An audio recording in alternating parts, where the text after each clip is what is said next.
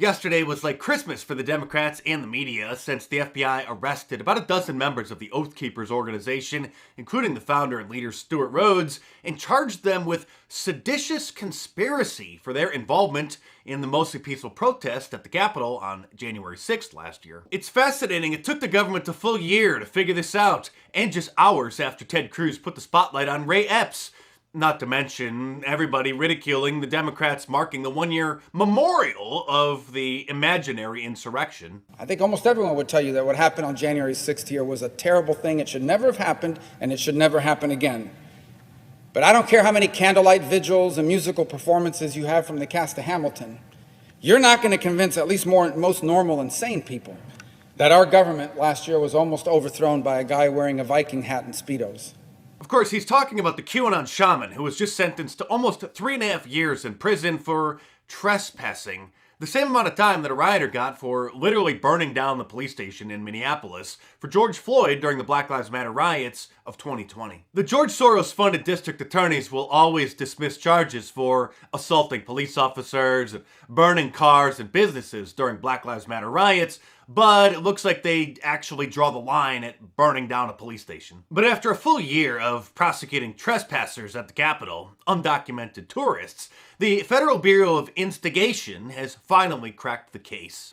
I hope that this arrest and this prosecution will shut up those of our colleagues who keep saying, well, if it was a conspiracy, how come there are no conspiracy charges? If it was seditious, how come there are no sedition charges? So there we go. We've got those, and undoubtedly with a lot more to come soon. That's right, Congressman Ratskin. People should just shut up and stop asking questions.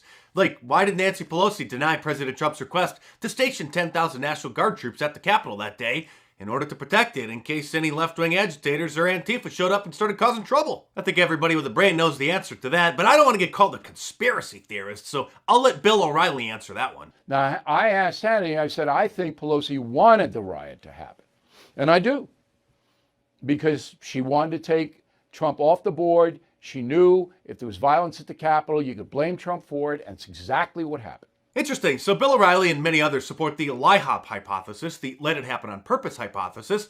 Others, of course, believe that it was a MIHOP situation, a made it happen on purpose event. Regardless of where you stand on that, I'm sure we can all agree that this meme perfectly illustrates what's happening regarding the arrest of Stuart Rhodes and the Oath Keepers. On Thursday, Tucker Carlson interviewed one of the seditionists, a 70-year-old disabled veteran who the government and the liberal media industrial complex believe almost overthrew the government. He was actually already arrested last year for his involvement in the protest and spent almost 2 months in solitary confinement before he was finally released. So now they just added the conspiracy and sedition charge to the list of things that he'll likely get acquitted of in the future. As usual, the media will ignore that. It's the standard MO, amplify the allegation and ignore the outcome. One of the strangest things, however, is the Democrats and their media mouthpieces are defending Ray Epps. They don't want him charged with anything, despite all that we know about what he did that day.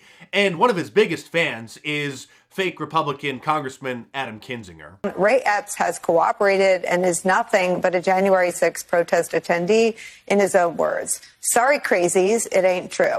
At this point, Ray Epps will probably be hired as a contributor for CNN, and he'll be chatting it up with Don Lemon every night as they talk about January 6th and how he was just there to peacefully support the president, but he was framed as one of the conspirators by the evil Republicans. The Department of Justice also just sent subpoenas to Twitter, Facebook, YouTube, and Reddit, claiming that they haven't done an adequate enough response to censoring enough people, because apparently there are still some thought crimes that people are posting about the 2020 election that are slipping through the AI algorithms and aren't getting detected and removed. That coincided with a group of 80 different fact suppressors, they call themselves fact checkers, who sent a letter to YouTube demanding that they crack down on more free speech, because apparently there are still some people committing thought crimes here.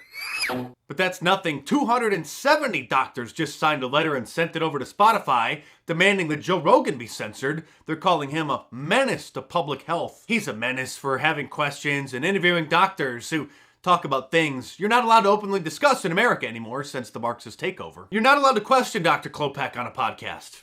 Dr. Fauci. In a perfect world, he would be questioned by the FBI in an interrogation room and then arrested for, at the bare minimum, committing perjury about lying about how this pandemic really got started. And if you agree, order your Arrest Dr. Fauci shirt from my online store at markdice.com or click the link in the description below. And while you're there, pick up an F. Joe Biden, one of my Avowal shirts, or a Let's Go Brandon shirt. All available in a t-shirt, long sleeve, and a hoodie, and a whole bunch of different colors as well. So head on over to markdice.com or click the link in the description below and check them out.